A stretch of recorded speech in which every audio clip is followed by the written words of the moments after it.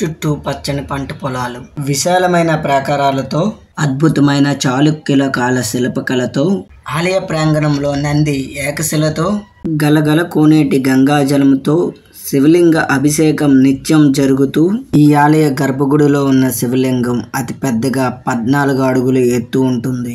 ఇక్కడ అమ్మవారు బాల త్రిపుర సుందరగా పూజలు అందుకుంటుంది. ఈ టెంపుల్ మరెక్కడా కాదు, మన ఆంధ్రప్రదేశ్ కాకినాడ డిస్ట్రిక్ట్ సామర్లకోటలో ఉన్న కుమారారామం. ఈ టెంపుల్ కి ఎలా రీచ్ అవ్వాలంటే వైజాగ్ నుండి సామర్లకోటకి నెంబర్ ఆఫ్ ట్రైన్స్ అయితే ఉంటాయండి.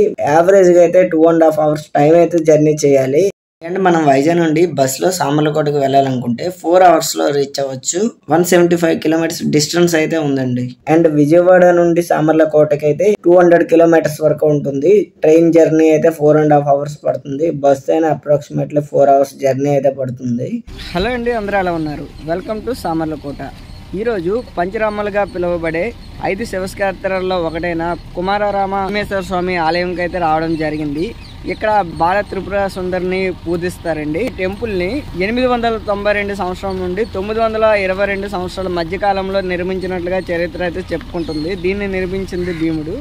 అండ్ ఇక్కడ చూసుకున్నట్లయితే ఎత్తులో అయితే శివలింగం అయితే ఉంటుంది. ముందుగా దేవుణ్ణి అయితే దర్శించుకుందాం. మనం టెంపుల్ లోపలికి అయితే వచ్చామండి. ఇక్కడ రైట్ సైడ్లో ప్రసాదం కౌంటర్ అయితే ఉంటుంది. అండ్ లెఫ్ట్ సైడ్కి కోనేరుకి అలానే స్వామివారి దర్శనానికి వెళ్ళడానికి డైరెక్షన్ బోర్డు అయితే ఉంది. మనం లెఫ్ట్ సైడ్ అయితే వెళ్తున్నాం.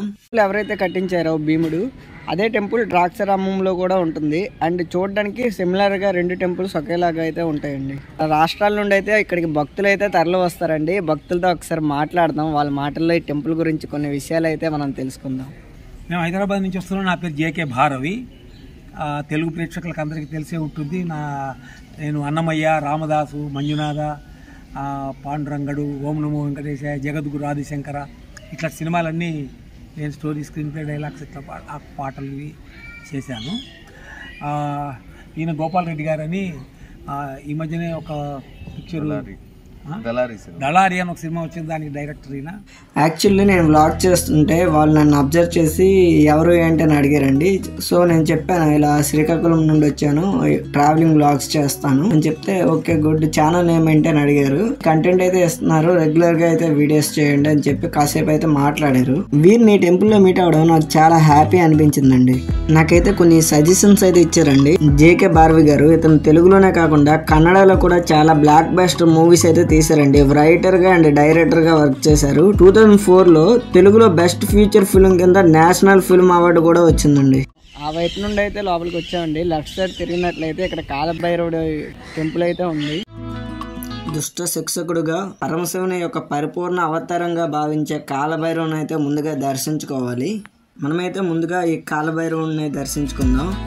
ఈ ఎత్తైన రాతిగోడల మీద శిల్పాలు చూస్తుంటే చాలా గొప్పగా ఇప్పటికీ చెక్కు చెదరకుండా అయితే ఉన్నాయండి. చాళుక్యులే కాకుండా ఆ తర్వాత ఉన్న కాకతీయ చక్రవర్తులు కూడా 1340-1466 మధ్యకాలంలో అయితే ఈ టెంపుల్ని పునర్నిర్మించినట్లయితే శిల్పకళ ద్వారా అయితే తెలుస్తుంది.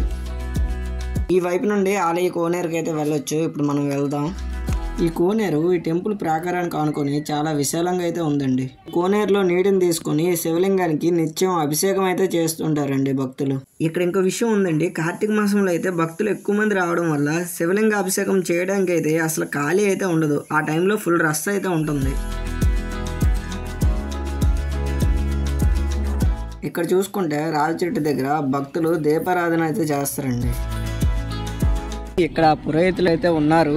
సో దీనికి సంబంధించిన స్థల పురాణం మనం ఒకసారి విందాం. తారకాసురుడు అనే రాక్షసుడు ఎన్నో వేల సంవత్సరాలు తపస్సు చేసి ఒక ఆత్మలింగాన్ని సంపాదించుకున్నాడు.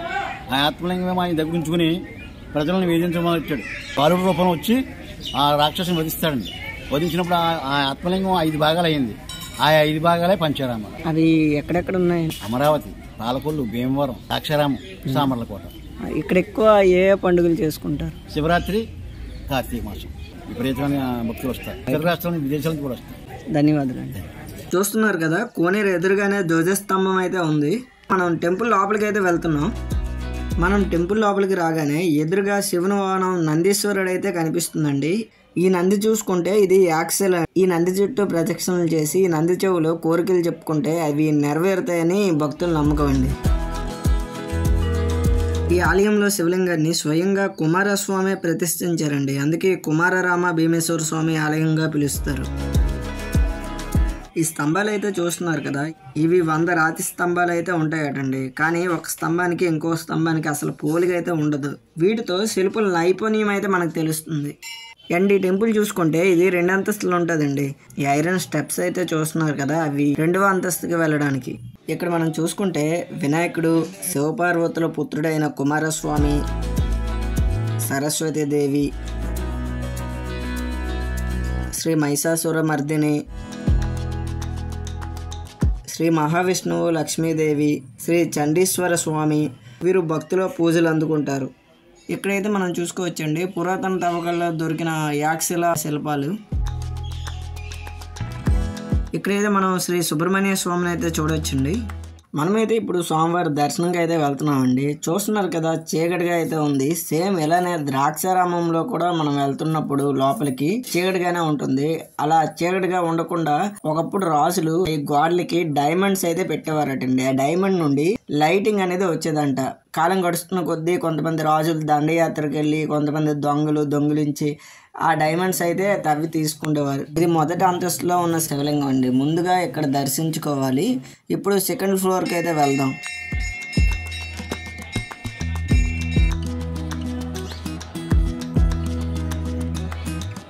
మీరు ఇక్కడ చూసుకుంటే స్వామివారి దర్శనంగా అయితే కౌంటర్ అయితే ఉంటుందండి. పైకి వెళ్ళి చూడడానికి 20 రూపీస్ అయితే టికెట్. స్టెప్స్ అయితే ఉంటాయి. సెకండ్ ఫ్లోర్కి అయితే వెళ్ళడానికి అక్కడ స్వామివారిని అయితే మనం అయితే దర్శించుకోవచ్చు. మనం లోపలికి అయితే వెళ్దాం. ఇలా ఈ స్టెప్స్ నుండే పైకి అయితే మనం వెళ్ళాల్సి ఉంటుంది.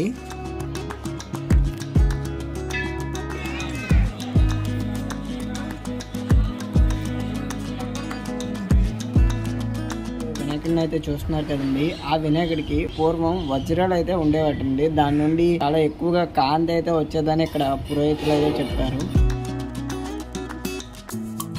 దర్శనం అయితే అయిందండి. సో ఇక్కడ 2 అంతస్తుల్లో పైన సెకండ్ ఫ్లోర్లో కూడా అభిషేకం అనేది చేస్తారు.